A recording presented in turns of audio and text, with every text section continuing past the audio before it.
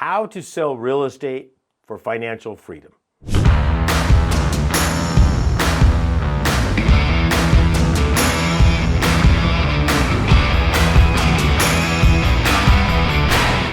It's not just about selling real estate, it's selling real estate with a goal and a plan of action in place so you can provide financial freedom for you and your family.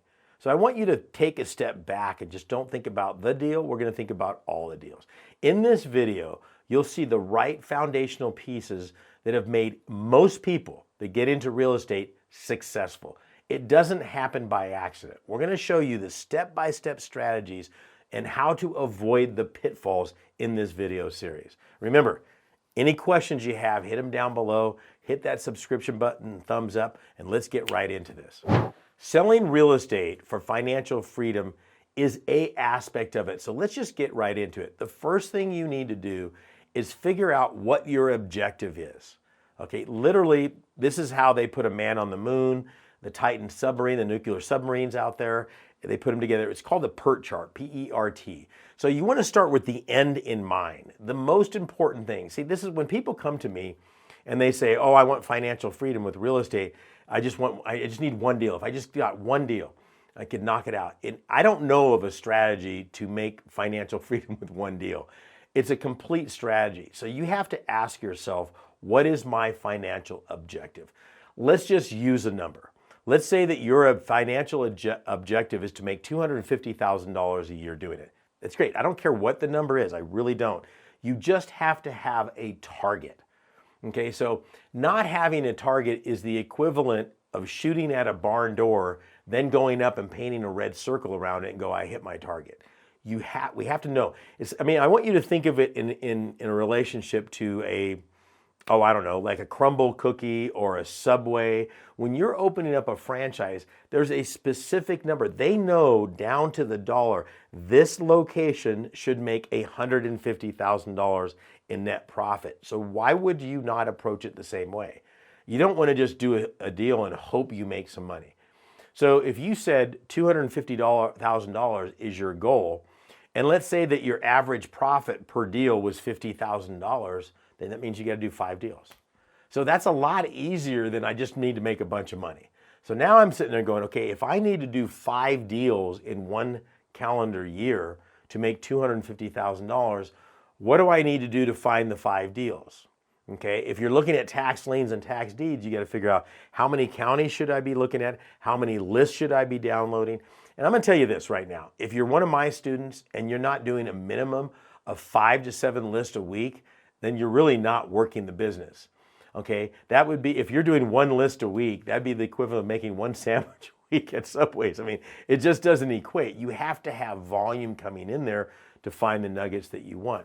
So you're saying, okay, I need 5 deals. Let's just use that as an example. And I need to make $50,000. Here's another benefit to doing it that way. If I do a deal, let's say the very first deal I do only makes me $15,000. I really don't care. It's an average of all 5. Because I promise you, if you're doing 5 deals, one of them, you're going to hit it out of the park. Okay, so you're going to probably get a $150,000 deal on one deal maybe, or a 75 or whatever the deal is. You're not worried about just one. You're cost averaging all of this. So you're not trying to just make it with just one. I've got 5 deals. So how many lists do I need to look at? How many auctions do I need? How many offers do I need to make 5 deals happen? That's the key. So that's why it's so important to start with your end in mind. How much money? The next thing that you want to look at is how much time, okay? And you have to be honest with the time involved, okay? Because time is kind of a tricky thing. So a lot of people will say, hey, I want to start going to the gym and I want to start working out and I want to get strong, but you weren't going to the gym. Yeah, I know, but I'm going to start right now, but you weren't. Okay, so if you are, that means you were doing something at that time period. So we need to change behavior. Okay, so I want to start doing a real estate investor. When? When are you going to do it? You literally, this is so important. You need to put a calendar together, say, these are the times of week that I have to work on it. Let's say that I'm a single mom at home with 2 kids, or a mom at home with 2 kids, and I'm taking care of the kids that are under the age of 8 years old. When do you have time? That's what you've got to look at. Maybe you have to get up earlier. Maybe it's when they're at daycare for those 2 hours or whatever that is. This is so crucial because it's amazing how many people I see schedule time for other people's dreams. I mean, think about it. This is your dream. You've got to figure this out. So I'm going to go back to the gym for a minute. If I was looking to work out at a gym and I hadn't done it before, I would start going to the gym and just parking in the parking lot. I wouldn't do anything. I want to get in the habit of actually showing up at the gym just for 5 minutes. Then once that habit's been developed, now I can start going in there. So you have to start, even if you don't know what you're going to do on Tuesdays at 3 o'clock in the afternoon and Thursdays at 2:30 in the afternoon, whatever that is, set that time up in your calendar that nobody can get involved in that.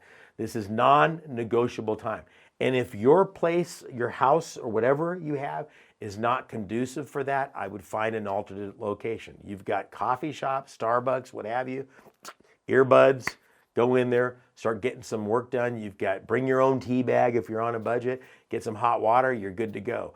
I mean, it's a great place to just get out and get away because you know what you can't do at Starbucks? The laundry. You know what you can't do at Starbucks?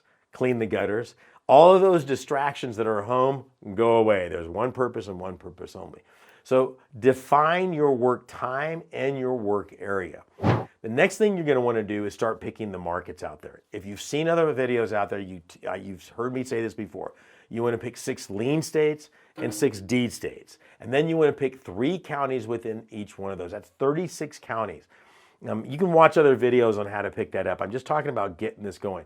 So now that you've got this machine going through this whole process, you're going to start seeing it to take over as far as the momentum. I'm going to tell you this right now. There's going to be more work in the beginning year than you'll ever have before. And I always tell people this. Be willing to work like no one else will so you can live like no one else can. That's my motto with this. If you're willing to put the time, it'll happen. The other things along this course that you want to learn is taxation. If you start selling real estate, you're going to get taxed on it if you haven't held it for more than 1 year. Not that you don't later on, but it's a higher capital gains tax with short-term capital gains as opposed to 1 year. Are you trying to build wealth or are you putting money in your pocket? So if you're trying to build wealth, you want to buy and hold real estate. I want 5 or 6 or 7 or 8, 9, 10 different properties that are paying me money. The other thing you want to consider on the taxation part of it is, how are you holding this property? Are you holding it in a private retirement account? Or are you doing this in your regular deal? So a lot of people will say, I just want to make a bunch of money buying and selling tax lien certificates, and they forget about the tax ramifications for doing that.